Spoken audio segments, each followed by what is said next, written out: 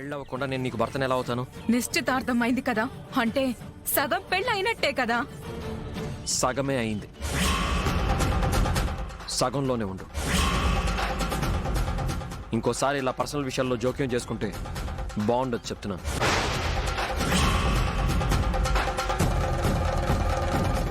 నువ్వు నీ పర్సనల్ అనుకుంటున్నావు, కానీ ఎప్పుడైతే హాస్పిటల్లో మనకి ఎంగేజ్మెంట్ అయిపోయిందో అప్పుడే నువ్వు నా పర్సనల్ అయిపోయావు.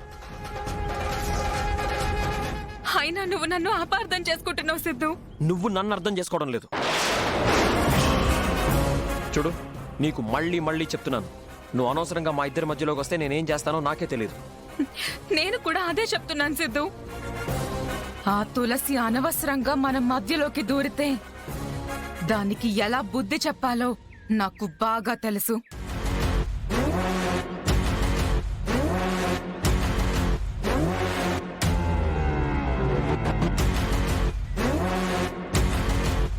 అమ్మ కనిష్క, ఏంటమ్మా అలా ఉన్నావు? వాడికి లడ్డూలు నచ్చట్లేదా? సిద్ధుకి నేనే నచ్చట్లేదు. అదేంటమ్మా అలా అంటున్నావు? మాకు నిశ్చితార్థమైతే చేశారు గాని సిద్ధు మనసులో మాత్రం ఇంకా ఆ తులసియే ఉంది. నాకు అర్థమైంది ఏంటి అంటే, అది సిద్ధు మనసులో ఉన్నంత వరకు నన్ను శత్రువులాగానే చూస్తాడు. నువ్వేం బాధపడకమ్మా, అది సిద్ధు మనసులోంచి పోవాలంటే ఒక్కటే మార్గం, మీ పెళ్లి చేయటం అమ్మా.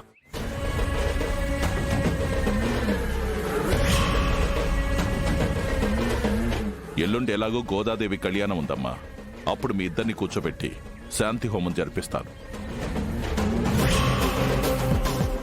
ఆ తర్వాత మీ ఇద్దరి పెళ్లికి ఏ ఆటంకమూ ఉండదు. నువ్వేం దిగులు పడకుండా హ్యాపీగా పెళ్లికి రెడీ అయిపో చెప్తాను. అలాగే మామయ్య, నన్ను ఆశీర్వదించండి. వస్తాను బామ్మగారు. అలాగేనమ్మా. వస్తాను మామయ్య. మంచిది. ఇంకా వీడి మనసులో ఆ తులసి ఉండడం ఏమిట్రా? అదే నాకు టెన్షన్గా ఉందమ్మా.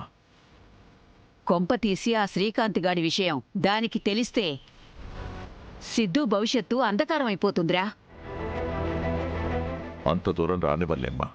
ఓ మంచి ముహూర్తం చూసి కనిష్కతో పెళ్లి జరిపించేస్తాను. ముహూర్తాల గురించి ఆలోచించడం మానేసి ఆ మూడు ముళ్ళేవో త్వరగా వేయించు. అది వాళ్లకే కాదు, మనందరికీ మంచిది.